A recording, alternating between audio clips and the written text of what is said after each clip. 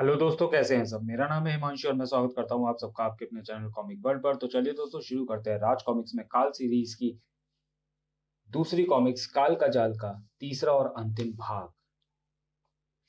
काल ठहाका लगाकर हंसा था। अब सिचुएशन अंडर कंट्रोल नहीं हो सकती। चेज का तो असफल हो गया, मगर तबाही सेना असफल नहीं होगी। तुम्हारे शरीरों पर हुए वायरसों के हमलों को नाकाम करना जरूरी है। एक बार फिर राक्षसी हमला।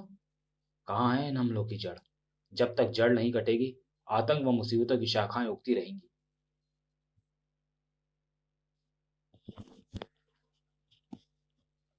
कॉमिकों की धूम प्रखल के कानों में भी जा पहुंची थी, मगर उसके हाथ केवल भोकाल का कॉमिक लगा था। शुक्र है, भोकाल सीरीज का ये कॉमिक तो मिला मार्केट से। आ गया तू बेटा प्रकल। चल हाथ मुंह धो ले, मैं खाना लगाती हूँ। नहीं मम्मी, मुझे अभी भूख नहीं है। और अभी तब तक नहीं लगने वाली जब तक मैं ये कॉमिक्स खत्म ना कर लूं। कमाल है, आखिर ऐसा क्या है इस कॉमिक में जिसने सभी को अपना दीवाना बना रखा है। वही जानने को बेताब था प्रकल भी।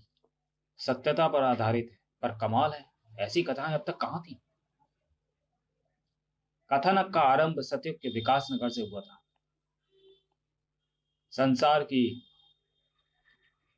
सभी भौतिक वस्तुओं के साथ साथ धरती के समस्त प्राणी भी नाशवान हैं, किंतु काल और समय कभी नहीं मरते। और मैं काल हूं।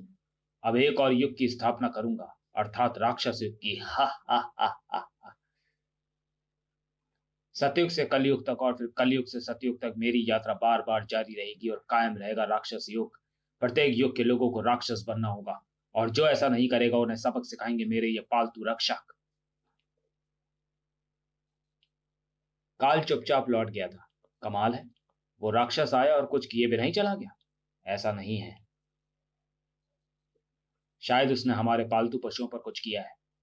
उससे अब क्या होगा। पशु बेचैन हो रहे हैं। इन्हें वापस नगर में ले चलो और लोगों को सारी बात बताओ। पूरे विकास नगर में उस समाचार ने सनसनी फैला दी। राक्षस हमारे पालतू पशुओं को अपना पालतू रक्षक क्यों बता रहा था। चरवाहे छोकरे के अनुसार काल नाम के उस राक्षस के इन पर कोई जादू छोड़ा था। कहीं ये सब पशु राक्षस बनकर हमें मार तो नहीं डालने वाले। ये राक्षस बनकर हमको मारे उससे पहले क्यों ना हम इनको मार दें। इनको मार दिया तो विकास नगर का विकास रुक जाएगा। घोड़े आवागमन में सहायक है, बैलों से खेत जोते जाते हैं। हमारे बच्चों को दूध कहाँ से मिलेगा। बच्चे और हम जीवित रहेंगे तभी तो दूध की चिंता करेंगे। हरिया ठीक कहता है, जान है तो जहान है। इन पशुओं को मार दो। ठहरो, ऐसे तो पशुओं में भगदड़ मच जाएगी। पहले इनको बांधना होगा। पशु संहार के लिए तैयार हो गई थी मानवता, ये भूलकर कि मानवता रक्षा में है और मानवता दूसरों के प्राण लेने में नहीं, दूसरों के लिए प्राण देने में है। देख क्या रहे हो, काट डालो इनके सिर, अन्यथा ये पशु राक्षस बनकर हमें मार डालेंगे। हाँ हाँ, मार दो मार दो। बेजुबान निरीह पशुओं को काट डालने को उड़ गए थे धारदार हथियार, मगर तभी वायु में एक आंधी सी सरसराई। वो जो हत्यारे नहीं थे, मगर आज हथियार उठा बैठे थे। उनसे बेजुबानों की रक्षा को कवच बनकर आ गया था भोकाल। ये आप लोग क्या कर रहे थे। क्यों मार रहे थे निरीह पशुओं को, जो आपके जीवन के लिए जल व भोजन के समान ही सहायक व महत्वपूर्ण है, वायु के समान उपयोगी हैं। काल लोगों को राक्षस बनाने की बात कर रहा था। इन पशुओं को उस दुष्ट राक्षस काल ने कोई जादू कर दिया है। ये पशु राक्षस बनने वाले हैं भोकाल। यदि ऐसा हो गया तो हम में से कोई भी जीवित नहीं बचेगा। यदि कोई संकट हमारे तुम्हारे परिवार के किसी भी सदस्य पर आया तो क्या तुम उसको भी मार डालोगे। ये पालतू पशु हैं, हम इन्हें नहीं पालते, ये हमें पालते हैं। इसके बिना इनके बिना हमारे सुखद जीवन की कल्पना भी नहीं की जा सकती। ये कुल्हाड़ी, ये गंडासे, ये हंसिया, ये बेलचे, ये सब जान लेने के हथियार नहीं, लकड़ी पत्थर और फसलें काटने के औजार हैं। इन्हें औजार ही बने रहने दो, हथियार का नाम ना दो। काल के शब्दों में छुपी सत्यता को समझने की कोशिश करो। जीव हत्या सबसे बड़ा पाप है। वो तुम्हारे हाथों जीव हत्या जैसे पाप करवाकर तुम्हें राक्षस बना रहा है, और यही उसका उद्देश्य है जिसे आप लोग अपनी अज्ञानता के कारण पूर्ण करने में जुटे हैं। फेंक दो अपने औजार और स्वतंत्र कर दो इन बेजुबान पशुओं को। आंखें खुल रही थी। भोकाल, तुमने बचा लिया महापाप से। सचमुच कुछ देर के लिए हमारी सोचों पर राक्षस सवार हो गया था। अभी तो सोचों पर सवार था, अब तुम्हारे सिरों पर राक्षस सवार होगा।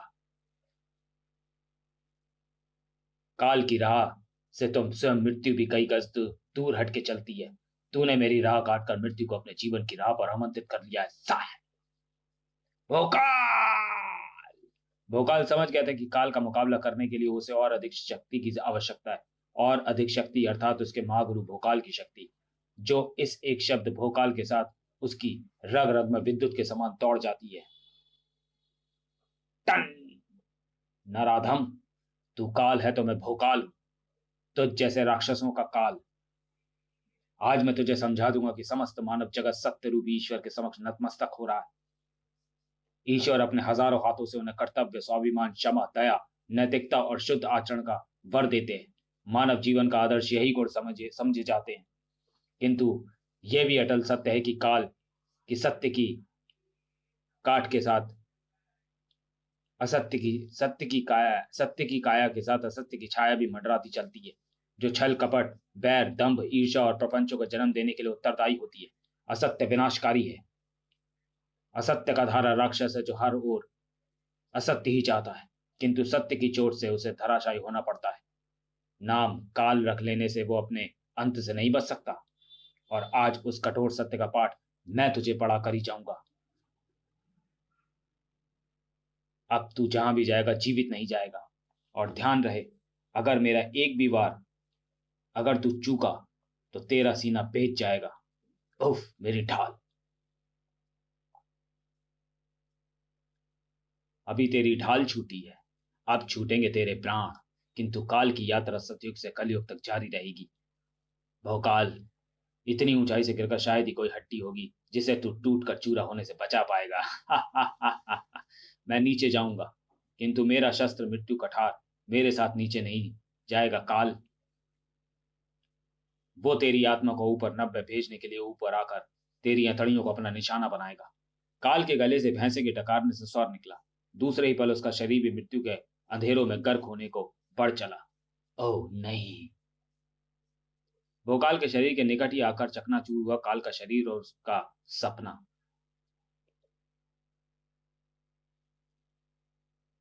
काल, तूने तो कहा था कि तेरी यात्रा सतयुग से कलयुग तक जारी रहेगी, किंतु तूने सपने में भी ये सोचा नहीं होगा कि प्रत्येक युग में तेरी मृत्यु भी तो संभव है। लहूलुहान काल के श्वास टूट रहे थे। नहीं, मेरी मृत्यु नहीं हो सकती। मुझे ब्रह्मा का वरदान प्राप्त है, जिसके फलस्वरूप मैं कोई भी जन्म लूं, अपने अतीत व अपने उद्देश्य को नहीं भूल सकता। इस वरदान और तेरे कथन में जमीन आसमान का अंतर है। काल, ब्रह्मा जी का वरदान मिथ्या नहीं हो सकता। वरदान के फलस्वरूप तेरा पुनर्जन्म हो सकता है, किंतु प्रत्येक जन्म में मृत्यु तय है।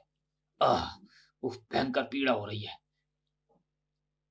लो, काल के हाथ से छूटा उसका ही शस्त्र उसकी छाती में आकर समा गया। ले, तेरा दुर्भाग्य, तेरी अंतिम श्वास भी तेरे अपने शस्त्र से निकली। खचाक! भोकाल ने भी ले ली अपनी अंतिम श्वास। आखिरी पृष्ठ का आखिरी शब्द समाप्त पढ़ते ही प्रकल के मुंह से रोमांच व आश्चर्य मिश्रित चीख निकल गई। इम्पॉसिबल, असंभव, यह नहीं हो सकता। प्रकल का दिमाग शायद भूकंप के झटके ले रहा था। यह सर्वथा गलत है। किसी भी लेखक को ऐसा करने का अधिकार नहीं, और यदि वो ऐसा करता है तो उसको स्पष्टीकरण देना होगा।